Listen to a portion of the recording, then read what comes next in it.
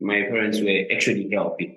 So I don't come up with from, I don't inherit it from them. So how do I get it? Where do you get it? Okay, so well, let me go over the signs for people who, if they're wondering how could they have known, or why did they not know, or why were they not told?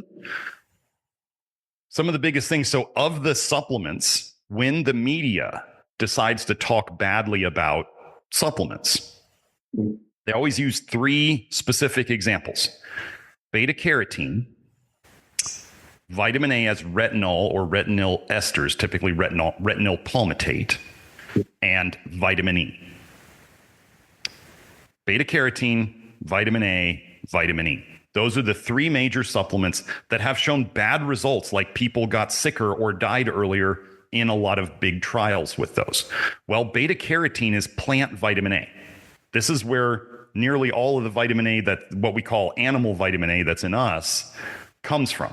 Either cows eat beta carotene and they turn it into retinol for us, or we eat beta carotene and we turn it into retinol. And people like to say that we can't do that. Oh, they just don't know what they're talking about. We can absolutely do it. So, and then vitamin E, as I mentioned earlier, is another fat soluble vitamin that gets stored in the fat tissues and can build up and become toxic over time. So the three supplements that they talk about that are bad are either fat soluble vitamins. They're all fat soluble. Two of them are vitamin A and one of them is vitamin E. So it was taught a very long time ago that the fat soluble vitamins are the ones you have to watch out for because we store them in a bad way. Like they can build up and become toxic. So there's that. Now, the other thing that a lot of people don't know is that of all the things women are supposed to not overdo during pregnancy, the biggest one is vitamin A, because too much vitamin A in a woman's pregnancy will cause birth defects. This is well known. It will cause spontaneous abortions, miscarriages. It will cause all sorts of nasty things. If something's bad for a fetus, it's bad for a normal person too. This is just something we should understand. We like to think, oh, no, it's just the babies that have problems with it, like alcohol. Like when they say, oh, pregnant women shouldn't drink alcohol. Well, retinol's an alcohol. Ethanol's an alcohol. We know too much alcohol drinking during pregnancy will cause birth defects. We know too much vitamin A during pregnancy will cause birth defects.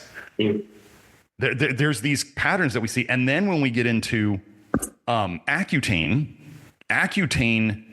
destroys people. Accutane is one of the active forms of vitamin A. And if people go and look at the side effects of Accutane, they'll understand that it's super toxic. Like it's destroying the fertility of young people that are put on it, absolutely destroying it. So then the mistake that people make is they will say, well, you're talking about supplements and synthetic stuff. There is no research to show that synthetic vitamin A causes different effects than natural vitamin A. Actually, I have research showing that when the same forms of natural vitamin A and synthetic vitamin A are given, they cause exactly the same toxicity side effects. So we have all of these, and we know that, and then people were taught, maybe, I don't know if you remember in school, but they would say, well, polar bear liver has so much vitamin A in it, if you eat it, it could kill you. Well, that's natural vitamin A. So then the people who say that natural vitamin A is fine and synthetic is the bad stuff, well, that was just proven wrong. So there's all these signs that were around, but what happened was the biggest change, I think, that happened in vitamin A toxicity was the introduction of glyphosate or Roundup in the 1970s, late 1970s. What glyphosate does, the herbicide, that they spray on crops, what this does is it slows down a particular pathway in your liver that there are tons of different forms of retinoic acid with things bound to it and different configurations and stuff like that. What glyphosate does is it makes your body less able to convert more damaging forms of retinoic acids to less damaging forms. So you keep the more damaging forms around in your system longer, and they cause you bigger problems. So that's where glyphosate came in, and that's where actually I have research in the early 80s where doctors were saying, like, a kid was taking a vitamin A supplement and it caused him all sorts of problems. And the doctors in that case study said this dose of vitamin A should not have caused problems. But it did. And this is several years after glyphosate. I would bet that kid was out there spraying weeds in his yard with Roundup, and he got poisoned with it. I've had people come to me poisoned with glyphosate before, and they do better on a low vitamin A diet. That is, the glyphosate's bad enough, but the vitamin A the problem that it causes is bigger. So now that we covered, like, there is evidence, there is reason to believe that we knew about these things. And there was warnings from scientists back in like the 70s and 80s saying a vitamin A epidemic, a vitamin A toxicity epidemic is coming. They actually warned of that. So then we get into, where does the vitamin A come from? How would people get toxic? Okay. So I can go into the highest vitamin A foods that cause the biggest problems. Normally, so there's like plant vitamin A, which is carotenoids. This is where all quote unquote vitamin A starts from. Animal, plant, whatever.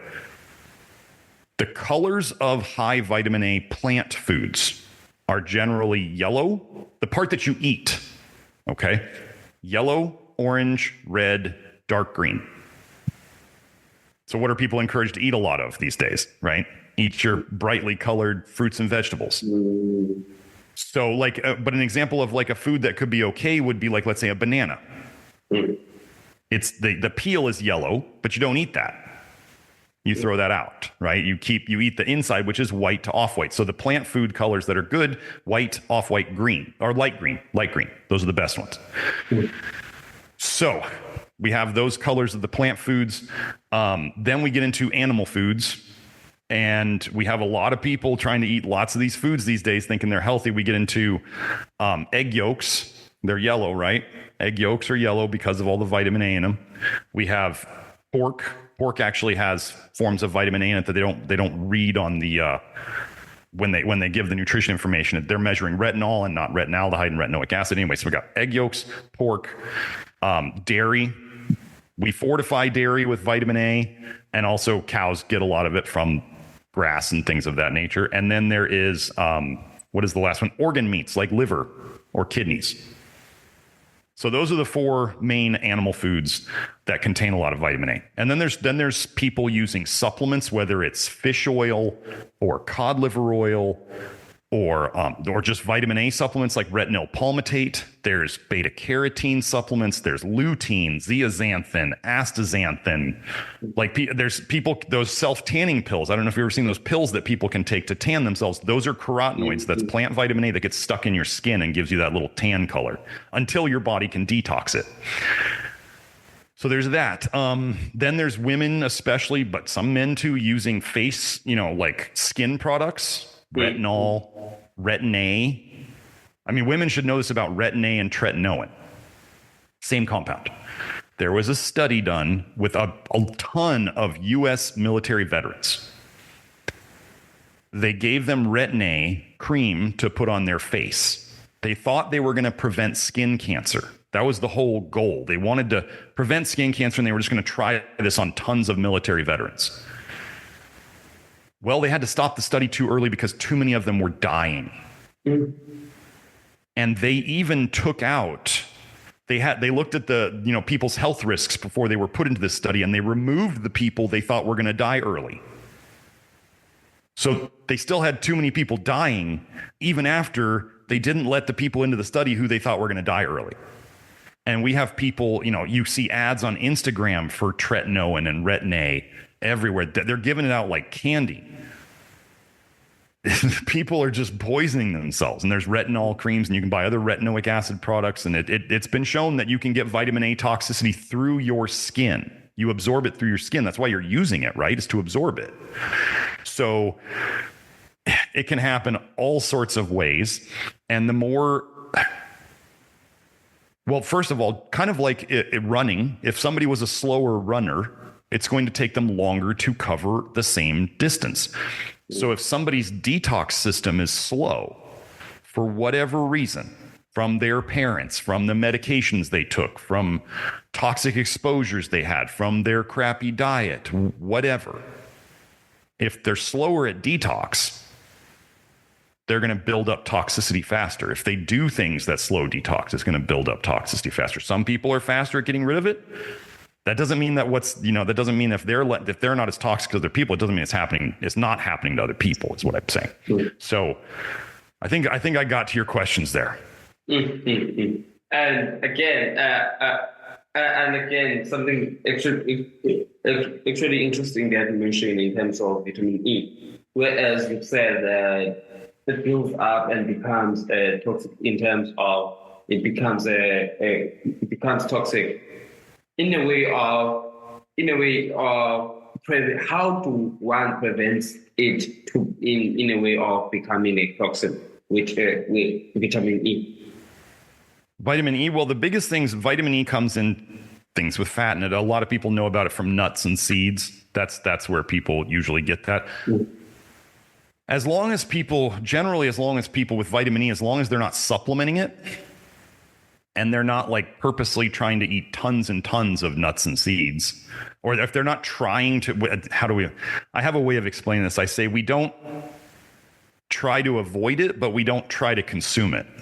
So we just kind of let it happen. One of the things in a study where they added vitamin E to the mouse diets, and they saw what happened, and then they measured the vitamin A in the liver. One of the things the vitamin E did was it stored up to 20 times more vitamin A in the liver. So it was like retaining vitamin A in the liver.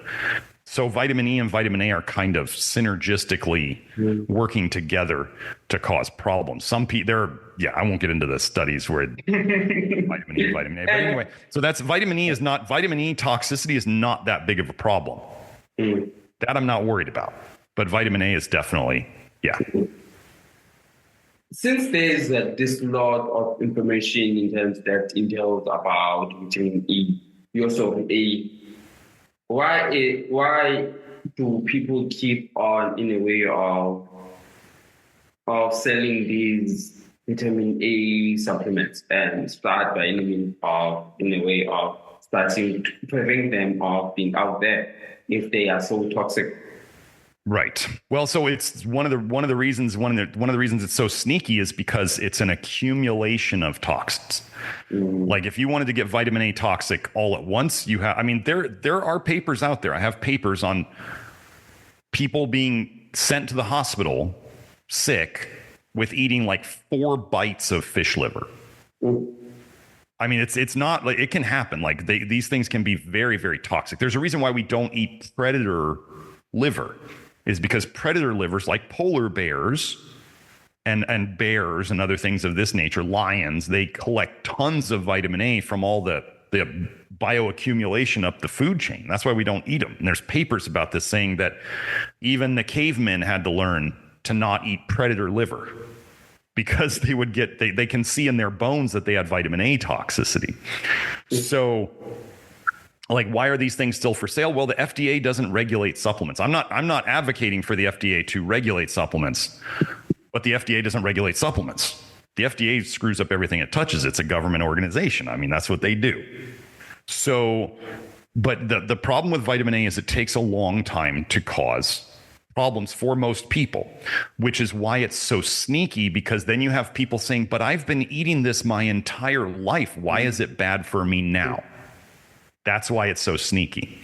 So we have that. Then there is, there's a thing I call the duration paradox, which is very common with pharmaceutical medications and toxins. It's where something feels good or shows symptom improvement in the beginning, and then it turns bad over the long term. Think of an example I use for this is caffeine. Person drinks caffeine for the first time, they feel like all sorts of energy. They feel great. My brain's working 1,000,000 miles a second and all this stuff. But if they keep drinking it day after day, the benefits start to shrink. And then all of a sudden they're left feeling more tired. They have worse sleep. They have worse energy. And if they don't have their caffeine, then they're not normal, which is an addiction. So that's kind of a big example. Like it's even been shown in like erectile function drugs like Viagra and Cialis. Like guys who take those too often, their effectiveness starts to fade. until all of a sudden it doesn't work anymore at all. And then they got to move to a stronger drug. And then eventually that doesn't work. And then they got to inject themselves. And then that works for a while. And then eventually that doesn't work. And then they got to go do more surgical